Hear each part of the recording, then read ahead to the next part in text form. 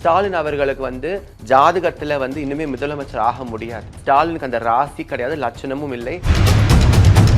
வருகின்ற காலகட்டத்தில் திமுக வந்து அரசியல் அனாதையாக செயல்படும். எந்த கூட்டணி கட்சிகளும் அவங்களோட சேர மாட்டாங்க. விஜய் அவர்கள் வந்து பஞ்ச் டயலாக் வந்து ஒரு கேரவான்ல ஏறி பேசலாம். புசி ஆனந்த் அவர்களையும் ஆதவ் அர்ஜுன் அவர்களையும் வைத்து அரசியல் செய்யணும்னு நினைச்சா அது என்னைக்குமே வந்து வெற்றி பெறாது. எங்க போனாலும் நாங்க தான் அடுத்த முதலமைச்சர், நான் தான் அடுத்த முதலமைச்சர்ன்றாரு. மக்கள் எல்லாமே பார்த்து கொண்டிருக்காங்க. நீங்க மக்களுக்காக என்ன பண்ணிருக்கீங்க? எந்த விஷயத்துக்காக நீங்க குரல் எழுப்பியிருக்கீங்க? நீங்க வந்து அம்மா முன்னாடி எப்படி கை கட்டி நின்னீங்கன்னு எல்லாருமே பார்த்தாங்க. அம்மா வந்து ஒதுக்கி வச்சிருந்த ஒரு நபரை வந்து பாவம் பார்த்து அண்ணன் எடப்பாடியார் அமைச்சரவையில சேர்க்கும் போது கொஞ்சம் கூட நன்றி விசுவாசம் இல்லாம அங்க போய் வெற்றி தளபதி என்று கூவுறாரு. அசிங்கமா இல்லையா? செங்கோட்டையன் அவர்களுக்கு வந்து இதுதான் அரசியல் கடைசி அத்தியாயம். டிஎன்பிசி தேர்வு வந்து குரூப் 2 2A வந்து குளறுபடியால தள்ளி வச்சிருக்காங்க மேடம். ஸ்டாலின் வந்து செயல்திறன் இல்லாத ஒரு பொம்மை முதலமைச்சர் ஸ்டாலின் அவர்கள் வந்து டிஎன்பிசி எக்ஸாம் மட்டும் கிடையாது, எந்த எக்ஸாமும் நடத்த முடியாது. பிகாஸ் அவருக்கு வந்து அந்த அறிவும் இல்லை, ஆற்றலும் இல்லை. மேடம் அவர் மேடையில் பேசும்போது சொல்றாரு மேடம், இது சூப்பர் ஸ்டார் தமிழ்நாடு அப்படின்னு சொல்றாரு மேடம். இது வந்து சூப்பர் ஃபெயிலியர் மாடல், திமுக மாடல் மக்கள் சொல்றாங்க. திராவிட மாடல்ன்றால தரித்திரம் பிடித்த மாடல் மக்கள் சொல்றாங்க. நாளை நமது நேயர்களுக்கு வணக்கம். முதலாக புரட்சி தலைவி அம்மாவால் அதிமுக செய்தி தொடர்பாளராக அறிவிக்கப்பட்ட திருமதி அப்சரா ரெட்டி இருக்கிறார். அவரிடம் பேசுவோம். வணக்கம் மேடம். வணக்கம். திமுக தலைவர் மு.க. ஸ்டாலின் ஒவ்வொரு இடமா போய் கூட்டம் போறாரு மேடம். ஆனா இன்னும் அவரால் கூட்டணி கட்சியோட ஒரு கூட்டம் போட முடியல மேடம். இதை எப்படி பாக்குறீங்க? மு.க. ஸ்டாலின் அவர்கள் வந்து அண்ணன் எடப்பாடியாரோட கூட்டணி ஒரு பொதுக்கூட்டம் போட்டோம் இல்லையா மதுராந்தகத்துல, திரு மோடி அவர்கள் வந்திருந்தாங்க. அது பார்த்ததுல இருந்து பயத்தின் பீதியில வந்து ஸ்டாலின் அவர்கள் வந்து ஒளறி கொண்டிருக்கிறார். அங்கங்க ஓடி அவர் வந்து பப்ளிசிட்டிக்காக, போட்டோ ஷூட்டுக்காக நிறைய விஷயங்கள் பண்றார். அவர் ஊடகத்துல கொடுக்கிற அவரும் அவரோட அமைச்சர்கள் கொடுக்கிற பேட்டிகள் பார்த்தாலே பயத்தின் அடிப்படையில் அவங்க வந்து பேட்டிகள் கொடுக்குறாங்க. ஸ்டாலின் அவர்களுக்கு வந்து ஜாதகத்துல வந்து இன்னுமே முதலமைச்சர் ஆக முடியாது. ஸ்டாலினுக்கு அந்த ராசி கிடையாது, லட்சணமும் இல்லை. நிச்சயமாக நீங்க பார்த்தீங்கன்னா எல்லா ஊடகத்திலும் நீங்க பார்த்துருப்பீங்க, அவங்க சொந்த கூட்டணி கட்சிகளை மேடையில வந்து அண்ணன் எடப்பாடியார் தான் முதலமைச்சராக வரணும்னு ஒரு மேடையில ஒருத்தங்க பேசினாங்க. ஸ்டாலின் ஒழிகன்னு ஒரு மேடையில பேசுறாங்க. காங்கிரஸ் பார்த்தா ஒரு பக்கம் ஸ்டாலினோட வந்து இந்த ஆட்சி சரியில்லை, அவங்க வந்து எங்களுக்கு வந்து உரிய மரியாதை கொடுக்கறது இல்லைன்னு அவங்களே வெளிப்படையா பேசுறாங்க ஸ்டாலின் அவர்கள் பத்தி. அதே மாதிரி அவங்க குடும்பத்திலேயே பிரச்சனை. ஒரு பக்கம் கனிமொழிக்கு வந்து அரசியல்ல வந்து ஏற்றம் பெறணும்னு அந்த அம்மா ஒரு பக்கம் கிளம்பியிருக்காங்க. உதயநிதி வந்து அவரோட பதவியை தக்க வச்சுக்கணும், அப்பாவோட உடல்நிலை சரியில்லை, எதிர்காலம் எப்படி இருக்குன்னு அவர் ஒரு பக்கம் வந்து கிளம்பியிருக்காரு. அவங்க குடும்பத்திலேயே பிரச்சனை, அவங்க கட்சியிலேயே பிரச்சனை, அவங்க கூட்டணியிலேயே பிரச்சனை. திமுக இனிமே தமிழகத்தை தலை தூக்க முடியாது. அண்ணன் எடப்பாடியார் சொன்ன மாதிரி இதுதான் திமுக கடைசி தேர்தல். திமுக காங்கிரஸ் கூட்டணி வந்து பிரச்சனை ஓடிட்டு இருக்கு, ஆட்சியில் பங்கு.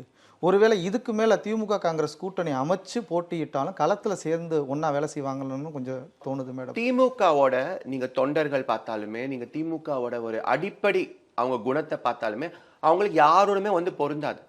அவங்க வந்து சுயநலத்தோட செயல்படும் கட்சி, சுயநலத்தோட செயல்படும் குடும்பம். அந்த குடும்பத்துக்கு கூஜா தூக்குற நபர்கள் மட்டும்தான் அந்த கட்சியில வந்து செயல்பட முடியும். அதே போல கூட்டணி கட்சிகளுக்கு அவங்க மரியாதை கொடுக்க மாட்டாங்க. காங்கிரஸை வச்சு அவங்க எவ்வளவோ விஷயங்கள் சாதிச்சிருக்காங்க. மத்திய அரசுல காங்கிரஸ் இருக்கும்போது, அவங்களோட கூட்டணியில் இருக்கும்போது நிறைய விஷயங்கள் கருணாநிதி அவர்களும் ஸ்டாலின் அவர்களும் சாதிச்சிருக்காங்க. அவங்க குடும்பத்துக்காக ஊழல் வழக்குகள் வந்து ரத்து செய்வதற்காக நிறைய விஷயங்கள் சாதிச்சிருக்காங்க. ஆனா அந்த காங்கிரஸ்க்கு இப்ப மதிப்பு இல்லை. நிச்சயமா அவங்க கூட்டணி வந்து வெற்றி பெறும் கூட்டணியா இருக்காது. எந்த கூட்டணி வந்து எந்த கட்சி வந்து திமுக கூட்டணியில சேர்ந்தாலுமே அவங்களுக்கு தோல்விதான், இறங்கு முகம் தான். இப்போ திமுக கூட்டணியில் இருக்கிற கட்சி தலைவர் விசிகா, சிபிஎம்லாம் இரட்டை இலக்கத்துல வந்து சீட்டு வேணும்னு சொல்லி கேட்டிருக்காங்க மேம். அதனாலதான் என்ன கூட்டணி பேச்சுவார்த்தை தொடங்கலையா? உரிய அங்கீகாரம், உரிய மரியாதை கொடுத்தாதான் கூட்டணி கட்சிகள் திமுகவோட பயணிக்க முடியும். இப்ப அண்ணன் எடப்பாடியாரை பாருங்க, மெகா கூட்டணி அமைச்சிருக்காரு. எல்லாரோட கண்ணியத்தோட அவங்களுக்கு செய்ய வேண்டியது செஞ்சு, கொடுக்க வேண்டிய மரியாதை கொடுத்து அண்ணன் வந்து தெளிவா சொன்னது வந்து செய்வார். அந்த நம்பிக்கை நிறைய பேர் வந்து சேர்றாங்க. திமுக நம்பிக்கை இல்லை. இவ்வளவு வருஷம் பயணித்த காங்கிரஸ்க்கே வந்து அவங்க மேல நம்பிக்கை இல்லை. இவ்வளவு வருஷம் பயணித்த விசிகாக்கு அவங்க மேல நம்பிக்கை இல்லை. வருகின்ற காலகட்டத்தில் திமுக வந்து அரசியல் அனாதையாக செயல்படும். எந்த கூட்டணி கட்சிகளும் அவங்களோட சேர மாட்டாங்க.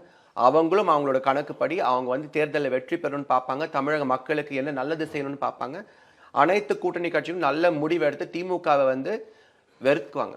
காங்கிரஸ் வந்து தாவேகா கூட சேர்ந்துச்சு அப்படின்னா திமுகவோட நிலைமை எப்படி மேடம் இருக்கும்? காங்கிரஸ் வந்து தாவேகாவோட ஃபர்ஸ்ட் இணையுமான்னு தெரியாது. பட் தாவேகா பொறுத்த வரையிலும் விஜய் அவர்கள் வந்து புதுசா அரசியலுக்கு வந்திருக்காரு, அது நம்ம வரவேற்கணும். அவர் ஒரு சிறந்த நடிகர்.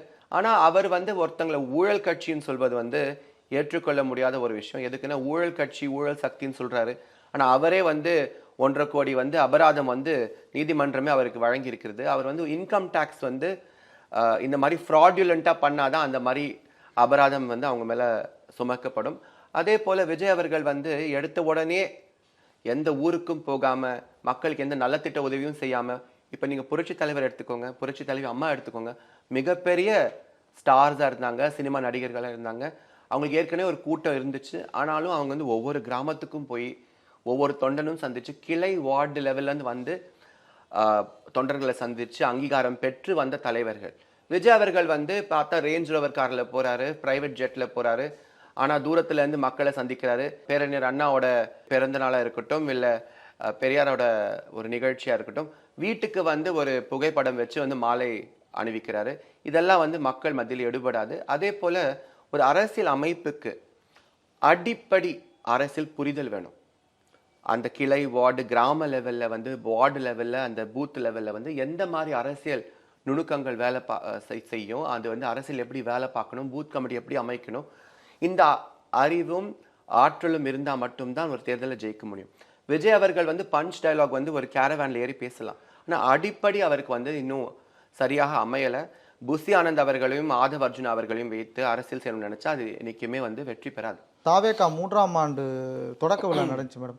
இந்த கரூர் சம்பவத்தில் ஒரு 41 பேர் உயிரிழந்தாங்க. அதுக்கு ஒரு அஞ்சலி கூட செலுத்தாம டான்ஸ் ஆடுறாரு மேடம். இது எப்படி மேடம்? இது ரொம்ப வருத்தத்துக்குரிய ஒரு விஷயம். இவ்வளவு பெரிய நடிகர், இவ்வளவு பப்ளிசிட்டி பண்ண தெரிஞ்ச ஒரு நடிகர், அவரோட கட்சியில இருக்கிறவங்க எல்லா இடத்துலயுமே காலேஜ்லயும் சரி, யூனிவர்சிட்டியும் சரி, நீங்க பாத்தீங்கன்னா இப்ப சத்யபாமா யூனிவர்சிட்டி மேடம் மரியசீனா அவங்க வந்து ஒரு கல்லூரி நிகழ்ச்சியே வந்து அரசியல் நிகழ்ச்சியா மாற்றி விசில் எல்லாம் ஊதுறாங்க, ஸ்டூடெண்ட்ஸை வச்சு விஜய் பாட்டு போட்டு விடுறாங்க. அதே போல நீங்க பாத்தீங்கன்னா ஆதவ் அர்ஜுனும் சரி, செங்கோட்டன் அவர்களும் சரி, அவங்க கட்சியில இருக்க அனைத்து 2ஆம் கட்ட தலைவர்கள் எல்லாமே வந்து எல்லா இடத்துலயும் பப்ளிசிட்டி நல்லா பண்றாங்க. ஆனா கரூர்ல இறந்த 41 பேருக்கு அஞ்சலி செலுத்த அவங்களுக்கு தெரியவில்லை. இது அடிப்படை. நீங்க வந்து அரசியல் இருக்கும்போது மக்களுக்கு வந்து நீங்க நல்லது செய்யும் எண்ணம் இருந்தா உங்களால நடந்த தவறுக்கு வந்து நீங்க அட்லீஸ்ட் ஒரு அஞ்சலி தெரிவிக்கணுமா இல்லையா? 41 பேர் இறக்கும் போது நீங்க வந்து ஒரு ரேஞ்ச் ரோவர் கார்ல பிரைவேட் ஜெட் ஏறி நீங்க வந்து வீட்டுல போய் முடக்கி கிடக்குறீங்க. நீங்க வெளியே வர்றதுக்கே அவ்வளவு நாள் ஆச்சு. நீங்க அதுக்கப்புறமா நிகழ்ச்சிகள் நடத்துறீங்க, ஏன் அஞ்சலி செலுத்தல? ஏன் உங்க 2ஆம் கட்ட தலைவர்கள் அஞ்சலி செலுத்தல? விசில் எடுத்து ஊதுறாங்க, எல்லா இடத்துலயுமே போய் விசில் பறக்குதுன்றாங்க. ஆனா ஏன் வந்து அந்த 41 பேருக்கு நீங்க மரியாதை செலுத்தல? அதே போல விஜய் அவர்கள் வந்து எங்க போனாலும் நாங்க தான் அடுத்த முதலமைச்சர், நான் தான் அடுத்த முதலமைச்சர்ன்றாரு. மக்கள் எல்லாமே பார்த்து கொண்டிருக்காங்க. நீங்க மக்களுக்காக என்ன பண்ணிருக்கீங்க? எந்த விஷயத்துக்காக நீங்க குரல் எழுப்பியிருக்கீங்க? நீங்க வந்து அம்மா முன்னாடி எப்படி கை கட்டி நின்னீங்கன்னு எல்லாருமே பார்த்தாங்க. நீங்க இந்த மூஞ்சு பார்த்தா எங்களுக்கு எல்லாம் பயம் இல்லை, நான் வந்து யார் வேணாலும் சந்திக்கிறேன்னு நீங்க சொல்லலாம். இதெல்லாம் சினிமால எடுபடும். மக்கள் மத்தியில மக்கள் எப்படி உங்களை எடை போடுவாங்கன்னா, மக்களுக்காக நீங்க என்ன பண்ணியிருக்கீங்க? நீங்க பஞ்ச் டயலாக் சொன்னா மட்டும் நீங்க வந்து அரசியல வந்து முதலமைச்சர் ஆயிட முடியாது. அதே போல உங்க 2ஆம் கட்ட தலைவர்கள் எல்லாமே வந்து நாகாக்க வேண்டும். என்ன பேசுறாங்க, எங்க பேசுறாங்க, எப்படி பேசுறாங்கன்னு உணர்ந்து அறிந்து பேச வேண்டும். மாபெரும் தலைவர்கள் எம்ஜிஆர் அவர்கள், அம்மா அவர்கள், அவர் வழியில் வந்த எடப்பாடி அவர்களை வந்து நீங்க தாக்கி பேசிங்கன்னா சம்பட்டடி மக்கள் கொடுத்து உங்களை இந்த தேர்தலில் விரட்டி அடிப்பாங்க. ஏன்னா அவர் எம்ஜிஆர் ஜெயலலிதா தான் என்னோட ரோல் மாடல் அப்படின்னு சொல்றாரு மேடம். அப்படி அவங்க இருந்த கட்சியை இவ்வளவு விமர்சனம் பண்றதுக்கு என்ன மேடம் காரணம்? எம்ஜிஆர் அவர்கள் தலைவர் அவர்களும் புரட்சி தலைவி அம்மா அவர்களும் வந்து தெய்வங்களுக்கு சமானமா நாங்க பாக்குறோம். அவங்க பேரு சொன்னாதான் இவர் வண்டி ஓடுன்ற நிலைமையில அவர் வந்து எல்லா இடத்துலயும் அம்மா பேரும் திரு எம்ஜிஆர் பேரும் சொல்றாரு. ஆனா நான் ஒண்ணு தெளிவா புரிய வைக்கிறேன். புரட்சி தலைவி அம்மா இருக்கும்போது இவருக்கு அப்பாயின்மெண்ட் கூட கொடுக்கல. ஏனென்றால் இவர் அம்மாவே வந்து அவமதிச்சவர். அம்மாவை அவமதிச்சவரோட இப்ப செங்கோட்டன் போய் சேர்ந்திருக்காரு. செங்கோட்டனுக்கும் அவரோட தொகுதியில வந்து 0 தான். அவரோட ஊர்லயே செங்கோட்டன் இதுக்கப்புறமா மூஞ்சு காட்ட முடியாது, தலை தூக்க முடியாது. பிகாஸ் செங்கோட்டன் அவர்கள் வந்து மேடை ஏறி ஏதோ பேசுறாரு. இப்ப இந்த எலெக்ஷன் சீசன் வந்ததுனால அவர் வந்து இஷ்டத்துக்கு பேசிட்டு இருக்காரு. செங்கோட்டன் அவருக்கு நிஜமாவே அம்மா மேல புரட்சி தலைவர் மேல விசுவாசம் இருந்தா இப்படி பேச மாட்டாரு.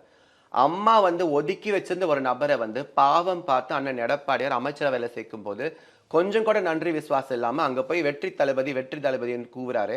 அசிங்கமா இல்லையா? அசிங்கமா இல்லையா செங்கோட்டன் அவர்களுக்கு? இது போற ஒரு நபர் வந்து நம்ம கட்சியில இருந்தாருன்னு சொல்றதுக்கு நான் வெக்கப்படுறேன், நான் உள்ளபடி அதுக்காக வருத்தப்படுகிறேன். மேடம் செங்கோட்டையன் சொல்லியிருக்காரு தாவேக்காவுக்கு வந்து 42% வாக்கு சதவீதம் இருக்கு அப்படின்னு சொல்லிட்டு, இதனால தான் டெல்லி தலைமையும் எங்களை பார்த்து பயப்படுதுன்னு சொல்றாரு மேடம். செங்கோட்டையன் அவர்களுக்கு வந்து இதுதான் அரசியல் கடைசி அத்தியாயம். இதுக்கப்புறமா வந்து ஓய்வு பெற வேண்டியதுதான் அவர். அதனால அவர் வந்து இஷ்டத்துக்கு ஒரு மைக் கிடைச்சது, ஒரு ஸ்டேஜ் கிடைச்சது, இஷ்டத்துக்கு பேசலாம். யாராவது அரசியல் விமர்சகர்கிட்ட நீங்க கேளுங்க, அரசியல் தெரிஞ்சவங்க கிட்ட நீங்க கேளுங்க, மற்ற அரசியல் கட்சி தலைவர்கள் கிட்ட கேளுங்க, யாராவது 42% வந்து விஜய் அவர்களுக்கு இருக்குன்னு சொல்லுவாங்களா? இது வந்து கோமாளித்தான். இதை பத்தி பேசுறதுக்கு டைம் வேஸ்ட். மேடம் இப்போ வந்து ஆதவர்ஜுனா சொல்லியிருக்காரு, பாஜக கூட்டணியை பார்த்து தான் வந்து கூட்டணி கட்சியெல்லாம் சேர்றாங்க, அதிமுகவை பார்த்து இல்லை அப்படின்னு சொல்லி ஆதவர்ஜுனா சொல்லியிருக்காரு மேடம்.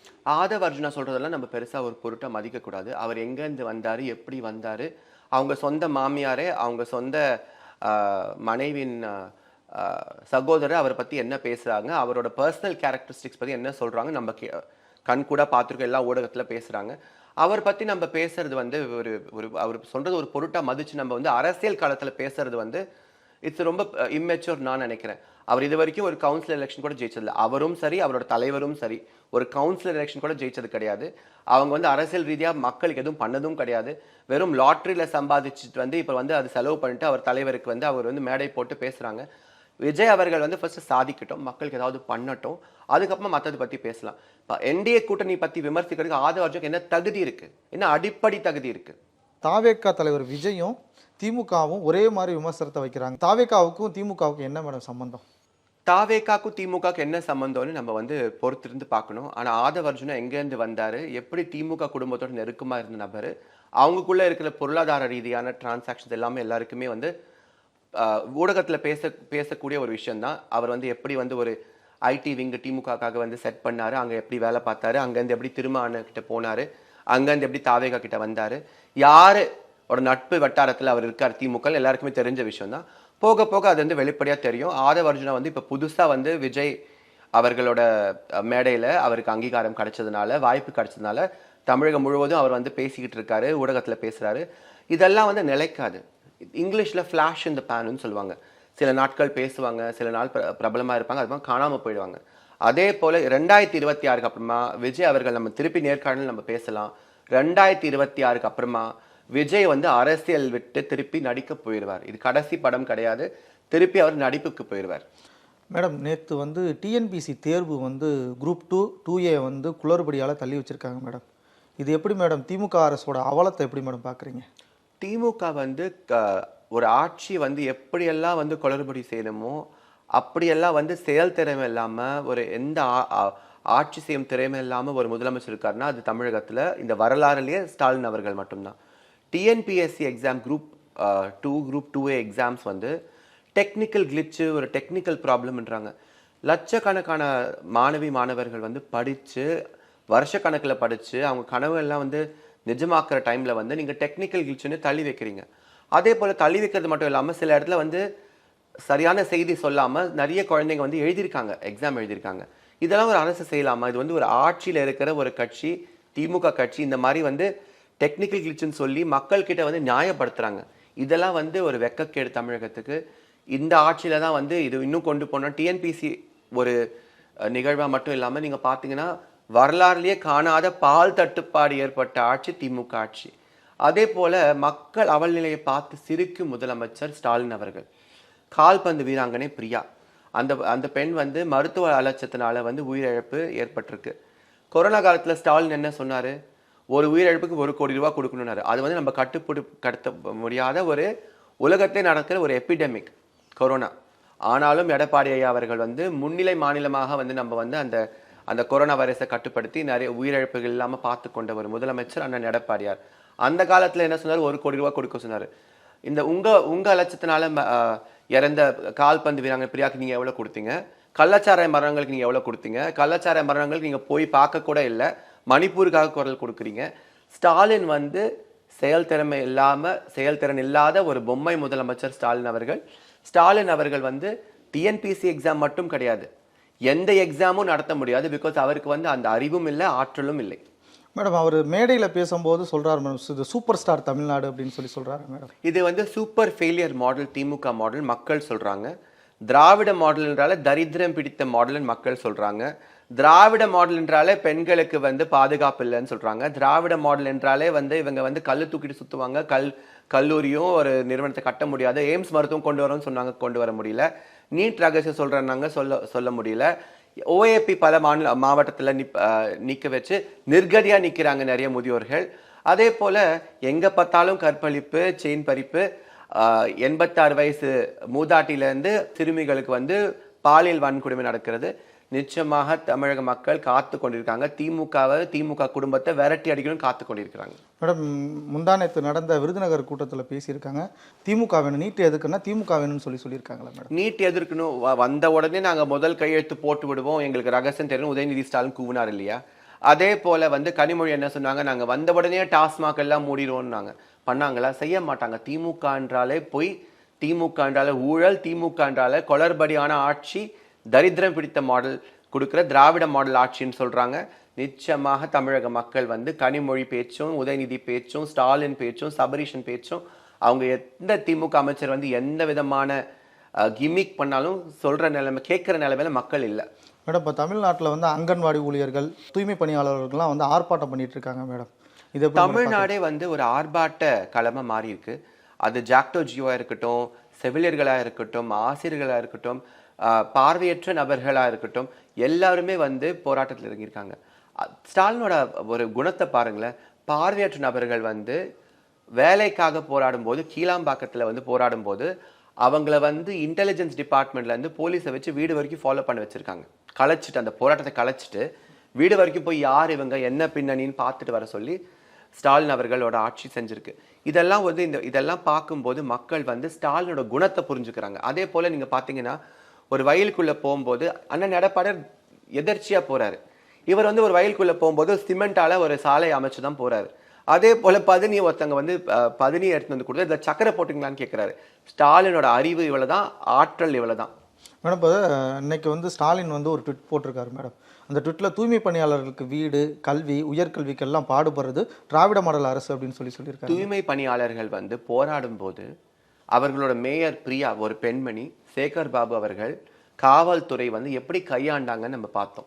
அவங்களை எப்படி இழுத்தாங்க, அவங்களை எப்படி கொச்சைப்படுத்தினாங்க, அவங்களை வந்து தெருவில் நிர்கதியா வந்து அவங்க உட்காரும் போது எந்த அளவுக்கு இந்த அரசு வந்து ஒரு கொடுங்கோல் ஆட்சி வந்து தமிழக மக்கள் எல்லாருமே வந்து ஊடகத்தில் பார்த்தாங்க. அந்த தூய்மை பணியாளர்கள் விட்ட சாபம் வந்து எல்லாருமே பார்த்தாங்க. தொலைக்காட்சியில் வந்து அந்த பெண்மணிகளை அழுகிறது, சாபம் விடுறதுன்னு நம்ம பார்த்தோம். அவங்களோட வயிற்றெரிச்சல் வந்து இந்த ஆட்சியை சும்மா விடாது, ஸ்டாலினை சும்மா விடாது. நிச்சயமாக ஸ்டாலினோட பொம்மை முதலமைச்சரோட வேடம் கிழிக்கப்படும், அந்த முகமூடி கிழிக்கப்படும். நிச்சயமாக அவர் வந்து தமிழக முதலமைச்சரா இது கடைசி அத்தியாயம். திமுகக்கு இது கடைசி அத்தியாயம். மேடம், அதிமுக சார்பாக கொண்டு வந்த 2 கட்ட வாக்குறுதி, தேர்தல் வாக்குறுதி எப்படி மேடம் பார்க்குறீங்க? அதிமுக கொடுத்த எந்த வாக்குறுதியுமே இது வரைக்கும் நம்ம நிறைவேற்றிருக்கோம். அது அம்மா இருக்கும் போதும் சரி, அண்ணன் எடப்பாடியார் அம்மாவோட ஆட்சி கொடுக்கும்போது சரி, கொரோனா காலத்தில் கூட ஒவ்வொரு நலத்திட்டத்தையும் வந்து நம்ம வந்து மக்களுக்கு சேர்த்துருக்கோம்.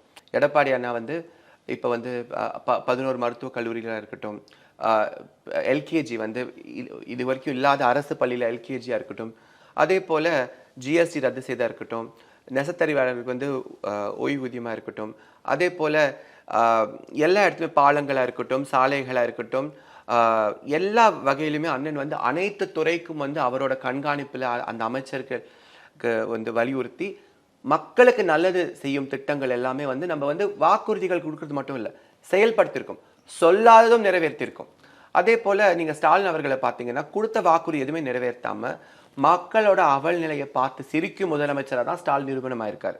ஸோ நிச்சயமாக தமிழக மக்கள் அண்ணன் எடப்பாடியாரை முதலமைச்சர் நாட்கள் அமர்த்துவார்கள். அதே போல அண்ணன் கொடுத்த அனைத்து வாக்குறுதிகளும் அவர் நிறைவேற்றுவார். அண்ணன் கொடுத்த வாக்குறுதிகள் எல்லாமே வந்து பொருளாதார ரீதியாக வந்து ஆலோசனை செய்யப்பட்டு இது நம்ம எந்த அளவுக்கு கொடுக்க முடியும், எப்படி கொடுக்க போறோம்னு ஒரு எக்கனாமிக் கால்குலேஷனோட கொடுக்கப்பட்ட வாக்குறுதிகள். அதனால தான் அவர் வந்து நிறைவேற்ற முடியுது அண்ணன் எடப்பாடியார். ஸ்டாலின் அவர்கள் வந்து நீங்க பாத்தீங்கன்னா பிடிஆரே சொல்லியிருக்காரு, வந்த 1.5 ஆண்டு காலத்திலேயே வந்து 30,000 கோடி வந்து மகனும் சுருட்டியிருக்காங்க. ஸோ இதுதான் அதிமுகக்கு திமுகக்கு இருக்கிற வித்தியாசம். நாங்கள் கொடுக்குற வாக்குறுதிகள் நிறைவேற்றுவோம், அதுக்கான நிதி ஒதுக்குவோம், அதுக்கான நிதியை வந்து கரெக்டாக போய் சேரும். திமுக மாதிரி குடும்ப ஆட்சி மாதிரி நம்ம வந்து செய்ய மாட்டோம். பல்வேறு அரசியல் கருத்துக்களுக்கு பகிர்ந்தமைக்கு நன்றி. நன்றி.